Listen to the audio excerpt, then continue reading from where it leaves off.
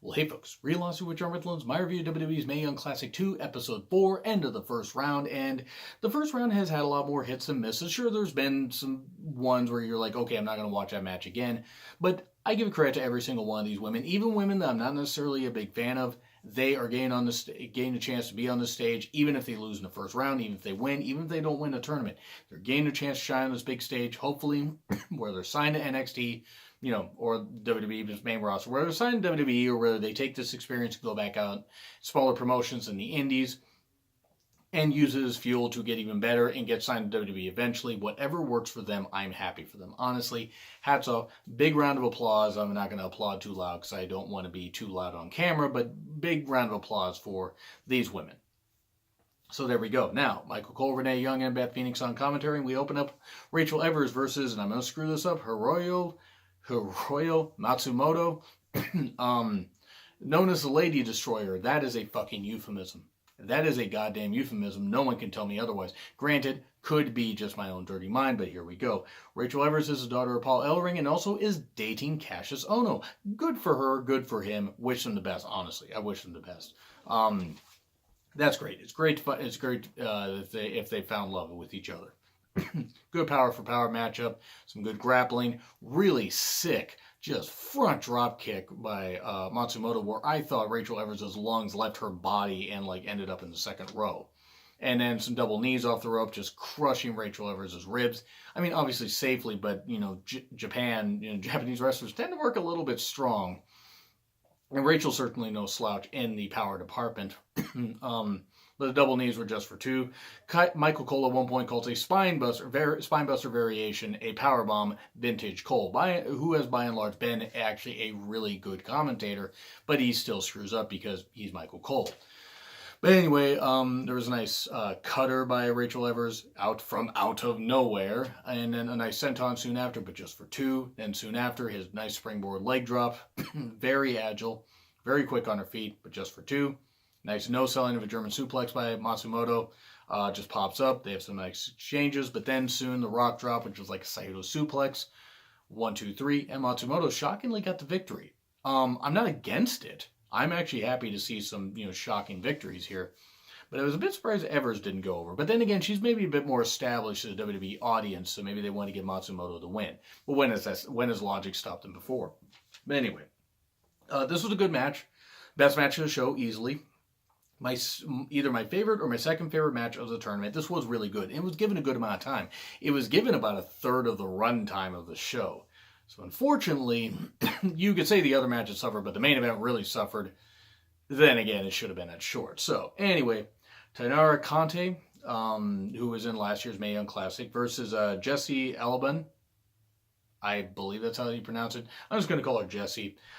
Super adorable. I had heard about Jessie and had heard that she didn't have a ton of experience, but was working on some house shows.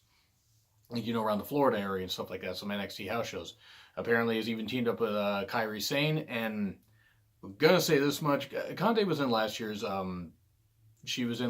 Mae Young Classic. She is really good and is going to be a big star. She's got a cool style. She's got a cool look to her. Really good heel. But she can also play a babyface. She can. That may take some time, but we'll see.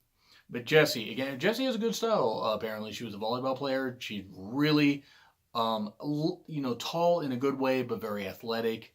And very, very able to move really well. Yes, okay, adorable. And yes, I think she's also beautiful.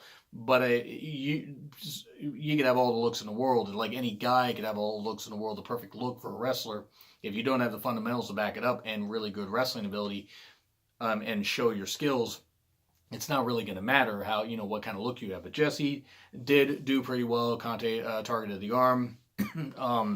Jessie did pretty well, but I mean, this was a showcase for Conte, who hit a nice tilt-a-whirl slam, 1, 2, 3, and it was really good. I'm interested to see what else they do with Jessie, since I think that she could be a pretty good star. Bubbly personality, really cool gimmick. It's just goofy, but it's fun. Conte's straightforward as far as like a killer. If they wanted to push her as a heel, she'd be great. And then a match I was particularly interested in from the very beginning when I saw this match announced. Isla Dawn, and I almost called her Isla Dawn because that's how it's wrote down. my God. I mean, yes, more of her, please. And I know the Derminator would appreciate her because she's Scottish. She has a really, really cool look, but I was really excited to see her opponent, Nicole Matthews. I've been a fan of Nicole Matthews for a couple of years. When I saw her, I believe an NXT taping, or it might have even been a Mae Young Classic, like, an alternate like match that they had, like a tag match just to like on a special. And I remember seeing her and thinking there's something there. And she had worlds of experience before that. I seen her at a couple Defy Northwest wrestling shows, a local promotion that is based out of Seattle, but also runs in Portland, that kind of stuff. She wrestled. I saw her wrestle Taya Valkyrie, John Morrison's wife, or Johnny Mundo, or Johnny Impact, or whatever the fuck you want to call him. Johnny Defiance, really, really nice guy, by the way. And Taya, really, really cool. Got an autograph from her. And also, I saw Nicole Matthews face Toni Storm. Got to meet Toni Storm. Toni Storm's awesome. Never got a chance to meet Nicole Matthews. Very disappointed by that. Hopefully, if I get to go to another Defy Northwest show, I can get a chance to meet her and just say, hey, I really do appreciate I really appreciate how great you are at like talking trash, but how great you are at like how you carry yourself in the ring. And in fact, you clearly know what you're doing. She's a great spokesperson for how women's wrestling could do on the indies. But I selfishly hope that she almost doesn't go to WWE at some point. I don't know if she will. I don't know that status. I just really like Nicole Matthews, so I might be a little bit biased here, but I am impressed with Isla Dawn, who apparently signed to NXT's UK, WWE's NXT UK division, and that's great. She has a good look, and she can get a whole lot better. Great look, the witchcraft stuff, yes. More of her, please, by the way. But good grappling. Nicole is a fantastic heel. Really, really fantastic. Yeah, I'm going to gush over her a little bit, but she is a really fantastic heel. She is fucking amazing. She wasn't allowed to showcase everything here like she's showcased in the two matches I talked about that I saw live. But indie wrestling is a little bit different than, this, even though the NXT type or like Cruiserweight Classic or this kind of stuff, like, they're allowed to go a little more all out. I do like Nicole Matthews' style, though. Good strike, good chops and forearms. They did have some good exchanges. Huge midsection clothesline by Nicole. Isla did well. But I'm really, really happy Nicole Matthews got the victory. I'm really happy. She had a nice lion tamer and got the victory. That good shit. I was almost in tears, actually, as a fan, seeing Nicole on this stage, because she's worked so damn hard. She's wrestled so many of the best that are currently in WWE. Becky Lynch, Bayley, I know she's wrestled others. I think she even wrestled Shayna Baszler. I think they mentioned that she did. I don't know about that, but I know that I know she wrestled Becky and Bayley for sure. The thing is Nicole Matthews is just really, really good, but Isla Dawn is going to be a big star also. She has a good look. And now, this is going to be a quick one. Io Shirai versus Xia Brookside. I believe that's how you say a name. Robbie Brookside's daughter. She is even half of the athlete and the great worker that he was, and I'm sure still is. I think he's retired, but still would be. She's going to be a star. She has a bubbly personality. She really does have a good look. And she's only going to get better. I mean, at 19, she got her whole life ahead of her. Io Shirai, hugely established and one of the best female wrestlers in the world. Easily. I'm happy Io Shirai got signed. I really was hoping she got signed last year, but unfortunately, neck injury, she recovered from that. So thankfully, she got signed. Xia starts off hammering Io Shirai. I guess apparently Xia wanted to get to her death quickly. And she blocked a kick at one point, but Io just fucking dominated her. Just hit some hard strikes, some freaking just a nice palm strike, this kind of stuff, or like a backhand.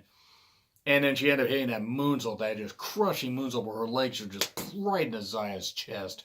And 1, 2, 3, and Io Shirai beats her in like 3 minutes. Did I hear yes, I did say 3 minutes. This was really enjoyable. Io had to run through her. I mean, Xia Brookside was there as a body to be fed, to, get in a couple strikes, but basically to be a body for Io Shirai to beat up. It was a nice show of respect at the end. This was a really enjoyable episode. I'm going to give it a B. the first match really does give it the whole, give it the big grade that it was. If the first match had not been nearly as good, even as much as I love Nicole Matthews, I don't know if I would have rated this as high. But the women did really, really well. So that's where I'm going to leave that off. So this is the end of the first round. So, excuse me. What do you think of the first round? Did you enjoy it? Are there people that you hope the WWE sign that they haven't? And which ones out of these women do you hope that they've signed? Let me know in the comments. Like, share, subscribe also. It's been Real Honesty with John Rittland, and I will see you soon.